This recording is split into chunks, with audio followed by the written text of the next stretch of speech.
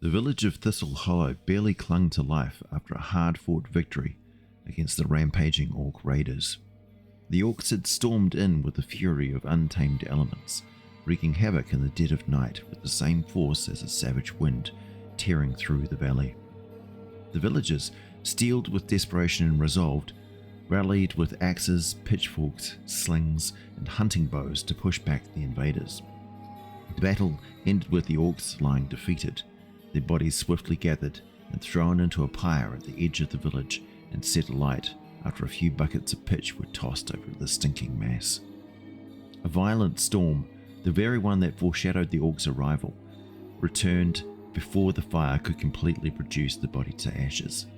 The flames were quenched by rain, leaving behind a haunting sight, half-burnt orc corpses mangled and tangled amongst the remains of the pyre, their final farewell left incomplete. It was against this grim backdrop and a flash of lightning on the ridge a few nights later that heralded the arrival of a well-travelled sage, his feet bare and sturdy, and 3 red gems gleaming on his chest. Riding along the muddy road on his trusty mule, the sage sought ruins for his studies on lost kingdoms and ancient lore. Instead, he was met with a village steeped in terror. Doors were shut tight and faces peered out with hollow despair. The silence was broken by the trembling voice of the blacksmith's wife, who confided in a barely audible whisper that something sinister stared in the night. The complaint was plain. There were unsettling sounds as though claws were scraping at the doors, and an incident that sent ripples of dread had just occurred. Uthric, the village tanner, had answered his door believing his child had returned from hunting in the nearby woods.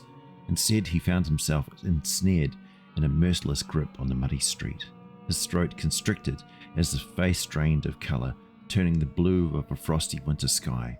The horrific scene of his murder and the scant clues remaining were the spark that ignited the sage's suspicions. Drawing near to the half-doused pyre, the sage recalled similar tales, whispers of restless dead men with improperly tended burial rites. Scouring the soggy earth, his toes squelched through the wet ash and charred remains of bodies that still reeked of burnt flesh. There in the mud, a deep trail showing evidence of a large crawling form that had escaped into the darkness. "It's a Coffer Corpse," the sage murmured, his voice low and burdened with grim recognition. "Likely once an orc shaman. Its death rites incomplete, its soul is chained by unfinished business, and it roams with a fury born of neglect, or perhaps one of their gods saw fit to refuse it entry to the afterlife until it takes its revenge on you all." A strong, soot-streaked blacksmith who had silently joined him intervened with a rallying cry to end the curse once and for all. "To hell with their foul gods and their evil damned souls, the lot of them. Let's find this thing and destroy it." The blacksmith's simple command to kill the creature was met with grave response.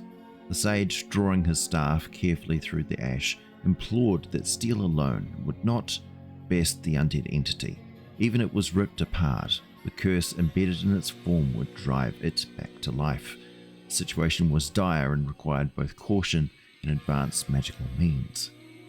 Suddenly, a piercing scream rent the heavy air. Both the sage and the blacksmith turned to witness an unnerving sight. A hulking figure emerging from behind the stables. This was no mere ghost story. It was the embodiment of cursed vengeance. With flesh blackened by fire and a snarl exposing grotesquely elongated tusks, the creature moved with a purpose, dragging a man by the throat.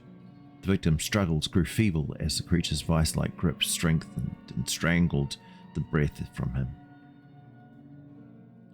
The lore of Dungeons & Dragons is rich with tales of spirits denied passage to the afterlife. The Coffer Corpse is a prime example of a cursed monster spawned from the defilement of sacred funerary customs. When a soul leaves the mortal realm without the proper rites, it's left in limbo. This incomplete transition traps the spirit, turning it vengeful and relentless. It's not a creature born solely of malice, but one driven by the torment of being trapped and unable to move on to the outer planes. In many cultures within the game's universe, death does not conclude with the cessation of life. It demands reverence, ritual, and the proper sending off of the departed. When these final rites are interrupted, spiritual energies remain tangled in the mortal coil, festering into being that carries the scars of its thwarted destiny. In the case of the orc, the sage was entirely correct. The god Urtrus, their foul god of death and disease, had denied the soul freedom from the mortal plane until it had killed as many humans as it could before it was destroyed. The terrifying visage of the Coffer Corpse looked as though the flesh had been burnt away from its face in the shape of a clawed hand, gleaming bone white out of the ragged blackened flesh, a sure sign of the white hand of Urtrus. In the fantasy worlds of role-playing games, where magic is very real, it shouldn't be much of a shock that the risen dead can spontaneously occur when, with a simple act of willpower, some basic components to achieve the correct resonance, and some spoken keywords to attract the attentions of powers beyond the mortal world, a clever diabolist can launch a ball of fire powerful enough to blow a drawbridge from its fixtures. Thankfully, the Coffer Corpse happens to be vulnerable to even the most basic magic weapon, which can be achieved with a blessing, an enchantment, or even clobbering the monster repeatedly with an improvised magic object, such as a magical cape of billowing with a brick wrapped inside it. I bet you never thought of that neat little trick.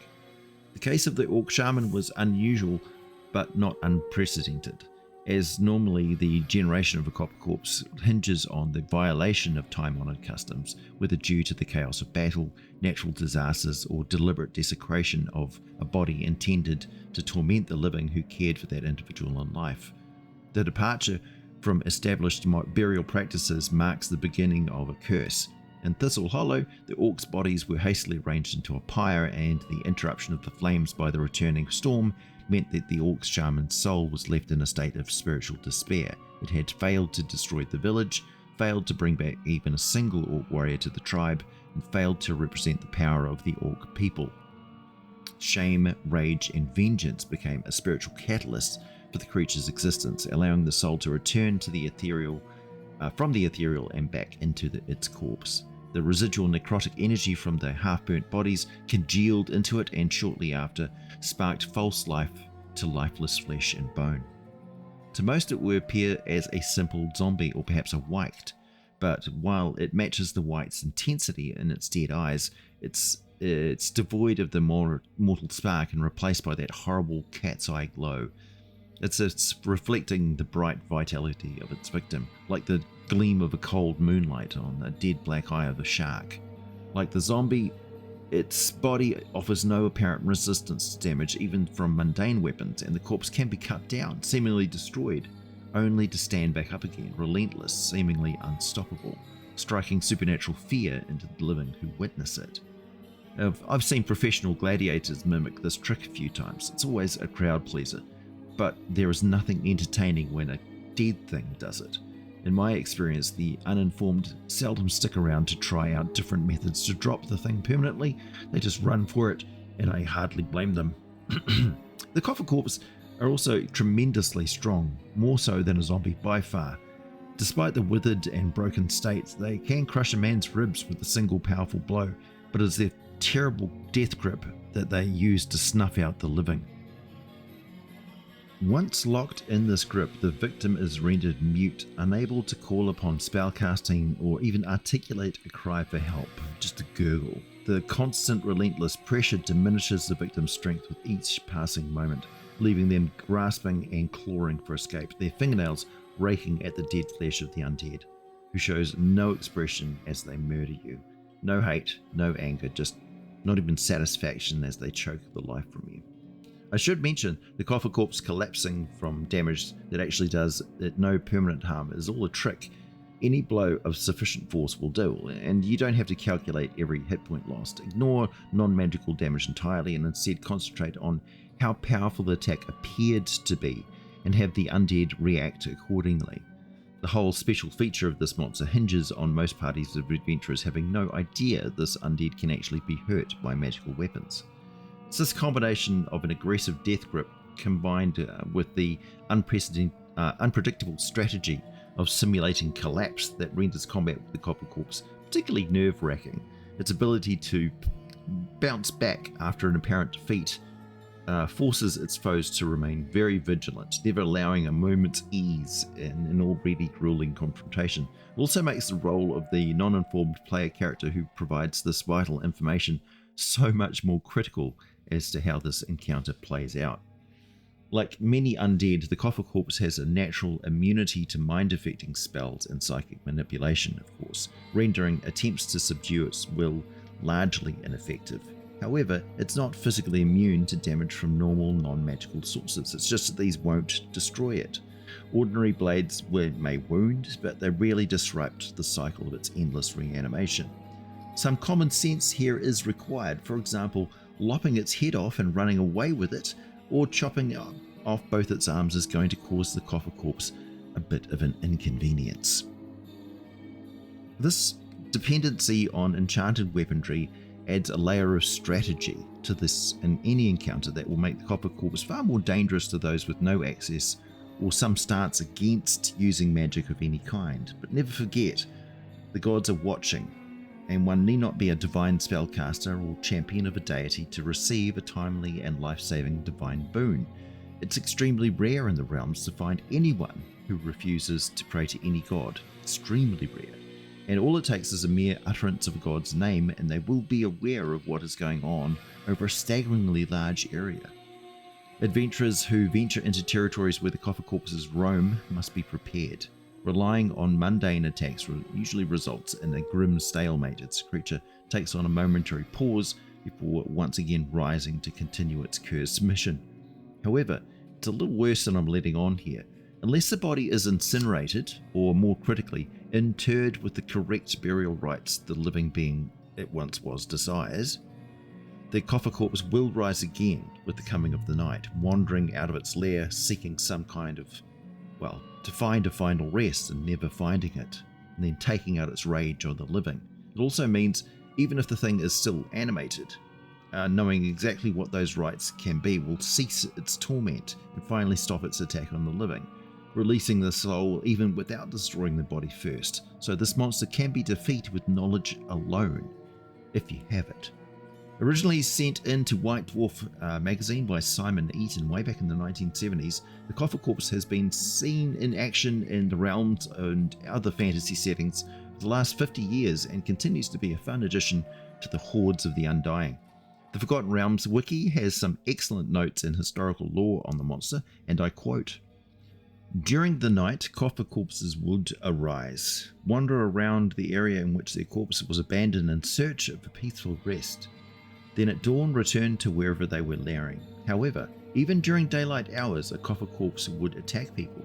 They hated life itself and were instinctually driven by an urge to deprive others of it, due to being denied a complete death. Thus, they were known to attack any living humanoid creature that disturbed them, especially priests. Unlike some undead, upon killing a creature, the Coffer Corpse would leave its victim's body alone, would then make sure not to interfere with any other undead that came to scavenge at the corpse, such as ghouls and ghasts. Coffer Corpses were occasionally known to fight with weapons, though generally they used their bare hands. They were unusually strong for undead, thus once they had a grip on an opponent it was difficult to release them, especially when a Coffer Corpse had a death grip around its victim's throat. In the mid-14th century Dale Reckoning, Coffer Corpses were among the most substantial types of undead that could be found guarding the burial mounds of the Uthgard tribes. Oh, by the way, there is an excellent new sourcebook on the Uthgard tribes with 100% canon lore from the creators of the Forgotten Realms, available now on DriveThruRPG. Support actual Dungeons & Dragons. Go pick it up today, you won't be disappointed. Also, in the mid-1400s, the legendary pirate Captain Pole Strongwind returned to life as a Coffer Corpse alongside a crew of Juju zombies.